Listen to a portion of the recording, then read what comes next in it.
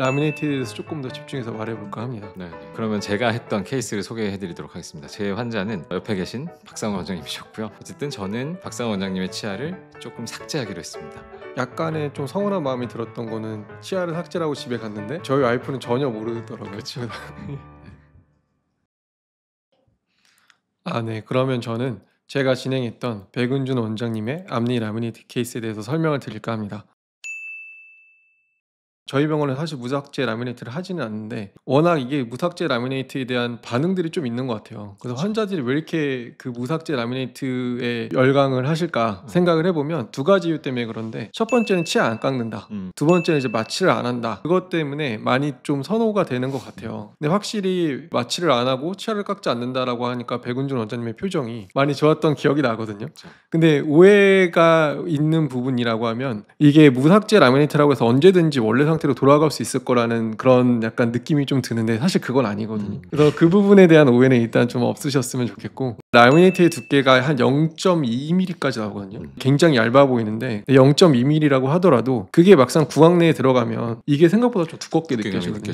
치아가 무삭제라고 하면 앞으로 튀어나갈 수밖에 없고 옆으로 벌어질 수밖에 없는데, 치아가 사이즈가 좀 커지고 두꺼워지는 그 느낌이 붙이기 전에는 안 깎아도 되네, 좋네 라고 하시다가 막상 붙이고 나면 거기에 대한 부담감이 좀 있는 것 같고요. 그래서 치아가 커진다는 것 자체가 무시하지 못하는 부분인 것 같습니다. 그래서 그 문제 때문에 어떻게 보면 원래 치아의 어떤 그런 팬시한 느낌을 좀 살리려면 삭제가 더 낫지 않나 라는 생각이 좀 있고요. 사진에서 보듯이 칼라는 굉장히 되게 자연스러운데, 무삭제 라미네이트라고 하면 아무래도 최대한 얇게 진행될 수밖에 없고, 그러면 칼라에 대한 어떤 변화가 아무래도 적을 수밖에 없거든요. 근데 그게 오히려 장점이 아니고 단점으로 작용하는 경우들이 좀 있는 것 같아요. 그래서 보통은 라미네이트를 할 때 치아가 약간 톤업 되기를 바라시는 경우들이 많은데, 근데 막상 저희가 진짜 자연스럽게 붙여보면 거기에 대해서 약간 좀 아쉬움이 있는 것 같고, 제가 막상 백운준 원장한테 붙여봤을 때도 아쉬운 부분을 꼽자면 너무 티가 안 나서 붙여도 사모님이 몰라보시는, 저 자체도 조금 소심했죠. 확 밝게 해주세요 이랬으면 좋았는데 자연스럽게 해주세요 그랬더니 그래서 아쉬웠지만 그래도 저는 만족합니다. 그 원장님, 저희 OS 퀴즈로 한번 궁금한 부분을 정리할 건데요. 라미네이트 후에 이가 시렸다면 O, 시리지 않았다면 X. 하나, 둘, 셋. 그래서 이거는 제가 좀 요약을 해드리자면, 삭제하는 라미네이트를 할 때 보통은 따라오는 어떤 걱정들이 뭐 시리지 않을까 이런 건데, 일반적인 케이스에서는 사실 시리는 거 걱정 안 하셔도 될 것 같고요. 시려야 될 정도로 많은 삭제를 해야 되는 라미네이트라고 하면은 이게 라미네이트를 해야 되는 치아가 아니었다라고 생각하기 때문에 이런 점들을 좀 참고해 주시면 좋을 것 같습니다. 무삭제, 삭제 라미네이트 중에 어느 라미네이트를 더 선호하시나요? 무삭제는 O, 삭제는 X. 하나, 둘, 셋. X.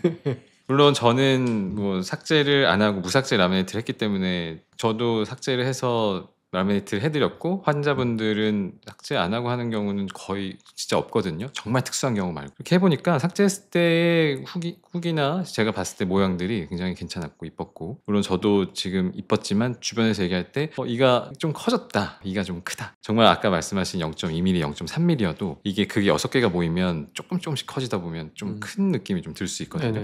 그럴 때는 삭제를 많이는 아니어도 조금씩 하고 나서 하는 라미네이트가 좀 더 이쁘고 괜찮지 않을까라는 생각을 했습니다. 몇 가지 당부 말씀을 좀 드리도록 하겠습니다. 그래서 저희 같은 경우는 오시는 연령대가 좀 높으신 분들이 많아요. 그분들께 라미네이트에 대해서 설명을 했을 때 의외로 굉장히 좋은 반응을 많이 해주시고, 실제 하고 나서도 주변에서 이가 밝아졌다, 얼굴 인상이 좋아졌다, 이런 말씀을 많이 들었다는 말씀을 많이 해주세요. 그렇게 연령대 있으신 분들이 라미네이트 했을 때 굉장히 좋은 효과를 얻을 수 있다는 거를 알시면 좋을 것 같고. 근데 사실 20대 환자분이 또 오시는 경우들이 있잖아요. 원장님은 이런 경우는 어떻게 생각하시나요? 그래서 20대 분들도 당연히 많이들 하시고 하는데, 저희는 첫 번째로 조금 고민을 해보는 게, 이가 틀어졌을 때 라미네이트로 빨리 끝나지만 그거보다는 있는 치아를 하나도 건드리지 않고 교정을 해서 또 개선하는 경우도 많잖아요. 교정도 첫 번째 초이스가 될 수 있다라는 생각을 좀 하셨으면 좋겠고. 라미네이트를 이런 분들은 조금 어렵다라고 하는 그런 상황이 있을까요? 너무 심하게 덧니가 이렇게 팍 튀어나와 있는데 그것도 라미네이트를 어떻게 하면 안 되나요? 하실 수 있어요. 근데 그런 경우는 뭐 아까 말씀드린 교정이나 뭐 너무 심한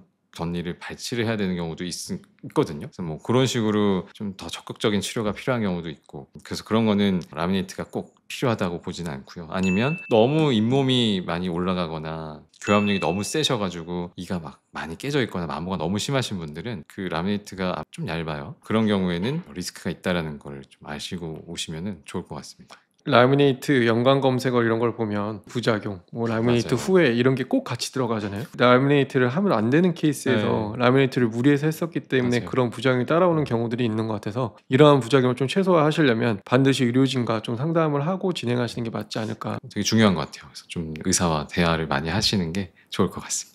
그리고 이제 마지막으로 이제 저희 병원이 아무래도 수면 마취 뭐 정식 용어로 의식화 진정법이라고 하죠. 그런 걸 좀 집중적으로 하고 있다 보니까 이제 수면 마취를 한 상태에서 라미네이트를 하는 케이스들이 있거든요. 네. 크게 두 가지 이유 때문인 것 같아요. 그래서 첫 번째는 라미네이트가 문제가 아니고 뭐 공포증이 심하거나 공황 장애가 있거나 이런 것 때문에 치과 치료가 어려우신 분인데 라미네이트를 하고 싶어서 또 수면 마취를 알아보고 오시는 경우가 있고, 두 번째는 라미네이트조차도 무서워서 수면으로 하셔야 되는 분들이 간혹 계시더라고요. 맞아요. 그래서 이런 분들은 수면 마취를 하고 라미네이트를 하는 게 효과적인 방법일 수는 있겠는데, 라미네이트 정도의 술식이라고 하면 사실은 수면 마취를 안 하고도 가능하다라고 저는 보여지거든요. 네. 그러니까 이게 라미네이트를 할 때 꼭 수면 마취가 필요한지는 의료진과의 상담이 반드시 필요한 부분이 아닐까. 그래서 이 부분에 대해서는 꼭 말씀드리고 넘어가는 게 맞을 것 같습니다. 네, 그래서 오늘 저희 그두 대표 원장이 서로 치료해주고 치료받았던 라미네이트 케이스에 대해서 설명을 좀 간략하게 해드렸고요. 심리치료는 기능상의 문제가 없고 보이는 거에 대한 치료이기 때문에 많이들 고민이 하시는 분이 좀 많더라고요. 근데 그 치료를 통해서 굉장히 큰 자신감을 얻으시기도 하고 많이 삶의 변화를 느끼시는 분들도 있기도 하고, 그래서 심리치료에 대해서 고민하시는 분들이 이 영상을 보셨을 때 여러 가지 고민을 좀 많이 해결할 수 있는 좋은 영상이 될 수 있었으면 좋겠습니다. 네, 이상으로 연세통합치과 대표 원장 백은준이었습니다.